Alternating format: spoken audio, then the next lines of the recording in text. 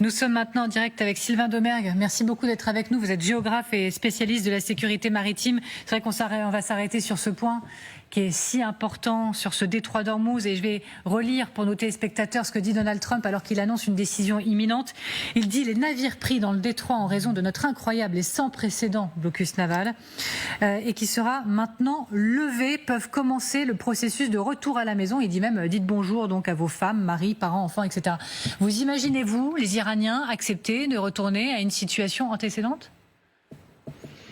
Bonsoir, merci beaucoup pour votre invitation. Oui, comme j'ai déjà eu l'occasion de l'exprimer sur votre antenne, je suis assez convaincu que effectivement les Iraniens vont, évidemment sous réserve d'obtenir des concessions, hein, ils vont pas faire ça comme ça, mais s'ils obtiennent ce qu'ils veulent, le détroit devrait, à mon avis, être réouvert sans contrainte particulière. Je ne sais pas si on aura le temps de détailler vraiment pourquoi est-ce que les Iraniens auraient des difficultés à mettre véritablement en œuvre un péage ou même une tarification. Il y a vraiment beaucoup d'aspects qui dépassent très largement l'aspect du simple droit international. Il y a des problématiques techniques et géographiques qui font que les Iraniens auront des difficultés à mettre véritablement ça en place sur le très long terme.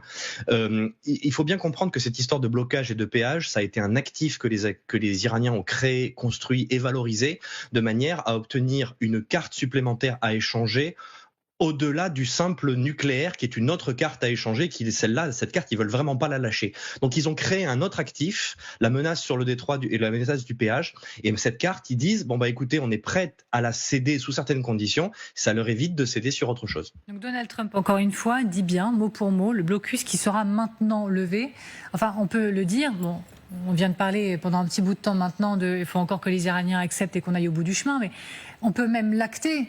Mais est-ce qu'on peut physiquement, concrètement, effectivement laisser des bateaux repasser parce qu'on l'a décidé ?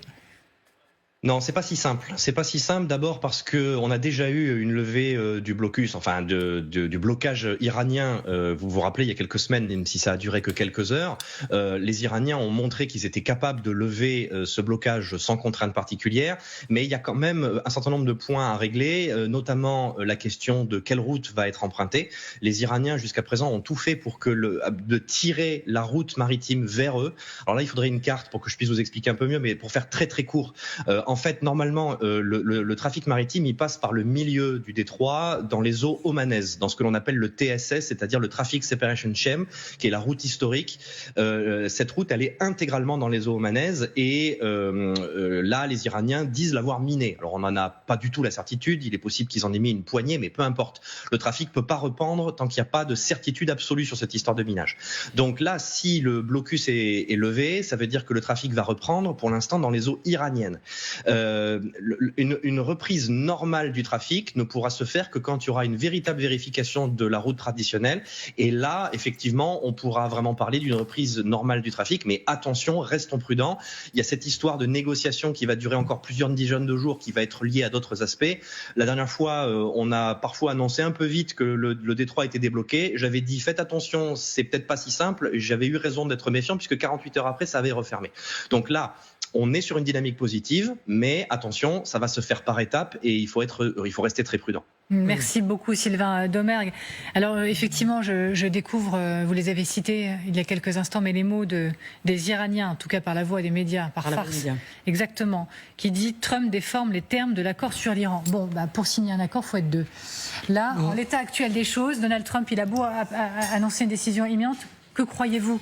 En fait, vous avez deux situation rooms en réalité, celle des Iraniens à Téhéran et celle des Américains à Washington DC. Il semble qu'il y ait 2 points autour desquels il puisse y avoir convergence. Est-ce qu'elle va advenir ? Je n'en sais rien. La première, c'est de mettre fin au principe, c'est pour ça que je parlais d'armes nucléaires, qu'est la géographie iranienne autour du droit d'Ormuz, mettre fin au principe de la destruction économique mutuellement assumée. Mutuellement assuré et assumé aussi. C'est-à-dire que les Iraniens disent, vous savez quoi ?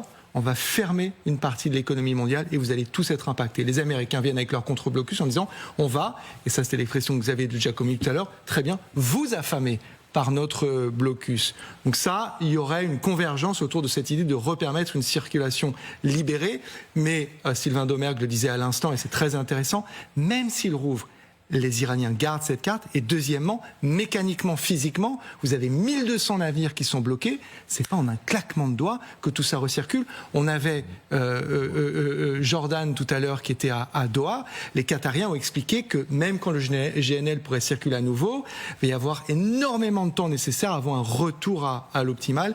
Et deuxième chose, c'est que sur le nucléaire, on voit qu'il y a une sorte de mi-chemin trouvé entre on résout tout de suite ou on repousse ça à très très loin.